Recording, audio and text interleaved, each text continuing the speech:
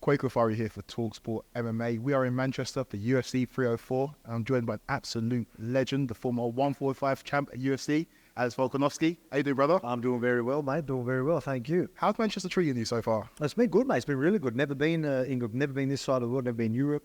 So it's good to it was good to come here, and I got to see the stadiums. Yeah. Both of them went City yesterday, United today. Some people are unhappy that I went to both. Yeah, that's sacrilege. To be fair. Yeah. So I was just going there. I'm just trying to soak it up. I'm loving it over here. It's been great people. So it's been good. I've seen that they've been feeding you quite well. Obviously, you're known for food, cooking and Volk. Yeah. See, you've tried Eccles cakes, you've tried other stuff as well. What's been the favourite food you've tried in Manchester so far? All right. What was the favourite? You know what? Yesterday, so I did try a few snacks yesterday, and there was, what is it called? Space Invaders. Or like Space Invaders, is that what it is? Space Invaders? Raiders. Space Raiders. Yeah, I tried some of those, which surprised me. I actually didn't mind that. Yeah? I mean, it was actually all right. I was like, oh, these are good. I was like, what was it? Tastes a bit like burger rings, what we had back home. Yeah. What's that? Burger rings, yeah. So, it's, you call them crisps here, don't you? Yeah. Like packets of chips. We call them packet of chips. But that's crisps back home. We call them burger rings. Okay. Totally different. They're like round orange things. But I felt like I got a bit of the same flavour. Do you know what? When I watch your YouTube channel, sometimes you crunch up those crisps, those blue crisps, and put them on stuff. We don't do that over here. What are they? So crush up the chips. Yeah. Or like chicken and Yeah, stuff, for chicken right? and stuff. Yeah, Bread. yeah. So yeah, exactly. So we just mix it up. You know Yeah. what I mean? But it's good, mate. You do it. Yeah, whatever you like. Whatever the packet of chip shop crisps. Yeah. Right. So if I did the Space Raiders, Yeah. whatever it is, crush that up, crumb it up, and then you're going to get like a, what is it? This is pickled onion sort of flavour. Yeah. So you're going to get like a pickled onion sort of crust on your chicken schnitzel or whatever you want. Mate, how good's that? That's the rascal. best. That's rascal. Not for me. I saw you talking to Paddy Pimblett. He's a man who loves his food after his fights. Do you know what struck me? Obviously, he fights at 155. You fought a few fights up there. The difference in size between you two guys, and it made me think that when you went up there to fight those fight Islam 155, did you really notice the difference in size? I mean, like, you definitely can see how big the guys are, but I mean, feeling it, I'm used to training with guys like that anyway, so you definitely notice standing next to them, like guys that I'm fighting usually at featherweight to lightweight, they're obviously going to be a lot taller, but when it comes to strength and things like that, it's just, I think I really do believe, like, pound for pound, I'm right up there when it comes to strength, right? Yeah. So, like, I'm never fussed by people's power that are heavier than me. Yeah. But, looking at Paddy Pimblett, he was big. That's exactly what I said. As soon as we did it, we're standing there, and I'm like, because he's drawn, obviously, just cut weight. I'm like, man, he's big. I didn't realize how much of a big lightweight he was, but he was huge. He's a unit. In terms of 304, we're going to talk about that, but I want to talk about yourself in terms of when you're going to be next back in the octagon. Yeah, so I got nothing booked. Obviously, there's whispers of Ilya and Max happening, and I'm just going to wait till the winner of that. So, I wanted to fight later in the year, so but they're going to be sort of closer, so it'll be very hard for them to do such a quick turnaround. So whether I just wait till then. I'm getting itchy knuckles, right? I want to get back in there. You always get itchy knuckles, though. Yeah, exactly right. So, like, I'll just hang back, enjoy myself, eat the food like you seem to do. Yeah. And then, I'll train. You never know, there might be a sort of backup fight that I might need to just jump in. Oh, you love it. I'll stay ready just in case they need me to save the day. But other than that, I'll just wait till the title. I'm surprised you're even here. Obviously, Joe Biden dropped out of the election. I thought you were going to jump in last minute and replace him there. I've got a call, but I'm staying out of politics. Yeah. In terms of Ilya and Max, how does that play out? Fought against both men. How do you think that fight goes? Yeah, man, I just think stylistically it's going to be harder for Ilya. I think Max takes that out. I think, especially with the chin that Max has, I think it would be a tough night for Ilya. Yeah. But I mean, if Ilya was to get through, you know what I mean? He's true. I just think when you look at it, obviously I fought both, but Ilya just hasn't proven himself fully yet, right? That's where Max has. He's proven himself time and time again. So if he was to go out and take Max, that's taking out myself and Max, that's huge.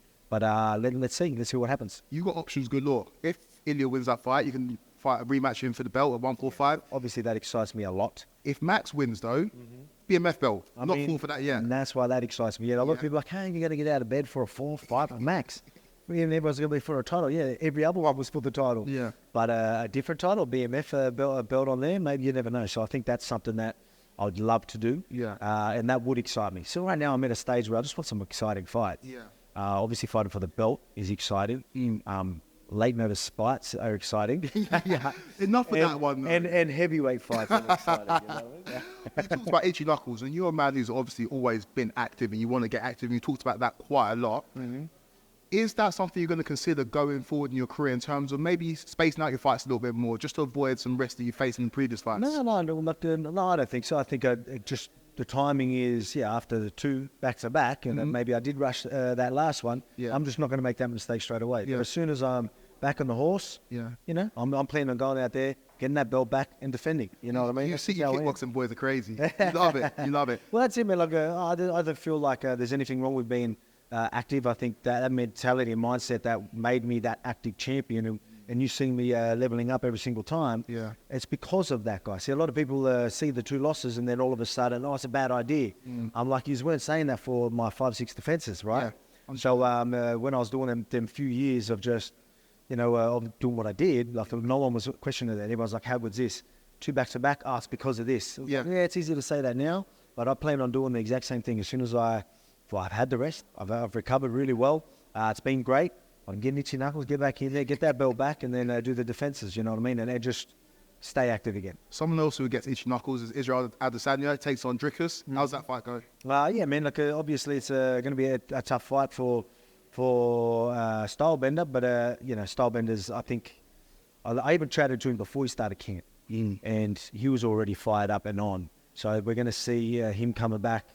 I think he's going to look incredible. See, Dricus is a tough guy, great fighter, but I think this Israel that's going to turn up is going to be one of those, when he comes back and then you see like a Paulo Costa performance or, even the first Robert Whittaker performance or something, I'm expecting him to come out and have one of them moments. I think he's just going to be on. Yeah. You've had the luxury of fighting in your backyard, obviously fought Islam in Perth. You were the champion, obviously fighting for his belt. Leon and Tom got a unique opportunity right now to fight in front of their home crowd. It's going to be 90% fans cheering for them in the stadium or in the arena. How much does that spur you on as a fighter in the octagon? It just depends how it is. Like, I'll fire up if you're booing against me. I'll fire up if you're cheering for me. You know, what I mean, it depends on the athlete. It depends on how you look at it. Yeah. So I go in to fight something booed plenty of times. Fight at Max. Max is obviously well loved, especially then. Against me, I would get.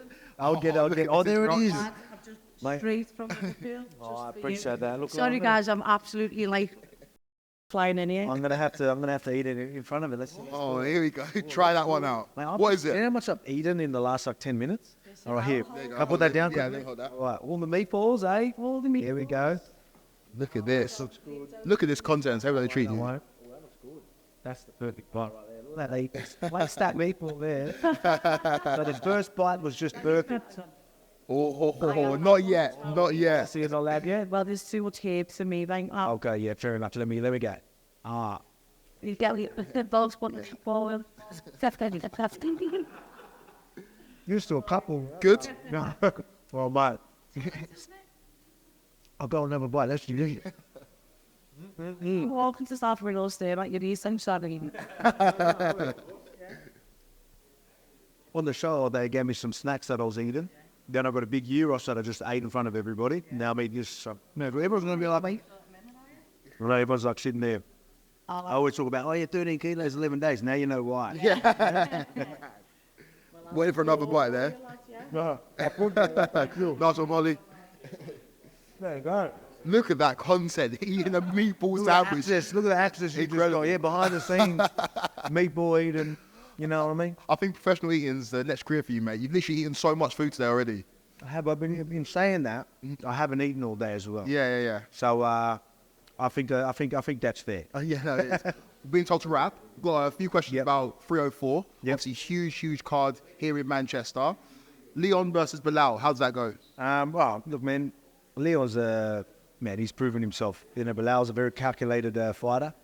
But someone like Leon's going to be a hard man to beat, especially here in Manchester.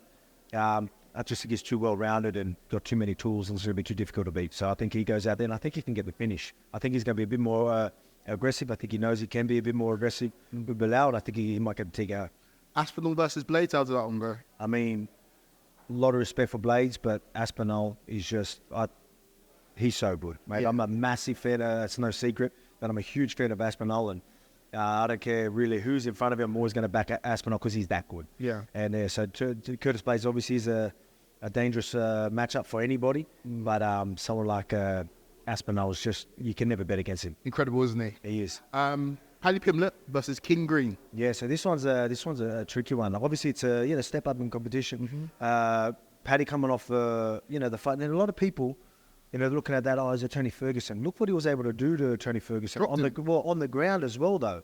Like we all know, everyone's gonna be like, oh, he's not the same fight he was. But when it comes to grappling and that, you don't lose much there. No, you don't. And he's known for his grappling, and he was able to just handle him. I think he's going to need to do that. Otherwise, it's going to be a very hard match. I'm a big fan of Paddy. I like the guy a lot, but this is definitely a test for him. So I'm interested to see how this goes. If he goes out there and takes out Bobby Green, King Green, mate, that's impressive. 100%. So let's see what happens. That one, I'm 50-50 on it. Obviously, I'd probably lean towards Bobby just pure because of what he's done. Yeah. But mate, if he goes out there doing, he just shows that he deserves to be in that hype. Is real, and so I'm obviously batting for Paddy because I like him a lot as well. But this is a tough fight. 50-50 for me. Yeah, Finally, that's where I'm at. your weight division, Arnold Allen versus Chikati. How's that one go? Yeah, so another fun. That's going to be a fun fight. Yeah. Man, I think Arnold. I think he has more tools to win this fight. I think he's going to be aggressive still. I think he can use his wrestling. We are sort of predicting that to be sort of fight of the night, but I've got to go Arnold Allen. Oh, thank you very much. So those are words of Alexander Volkanovski, the legend himself, former UFC 145 champ. Hopefully we get you in the octagon very, very soon. Hopefully. Cheers, mate. See knuckles. Nice one, brother. Appreciate that.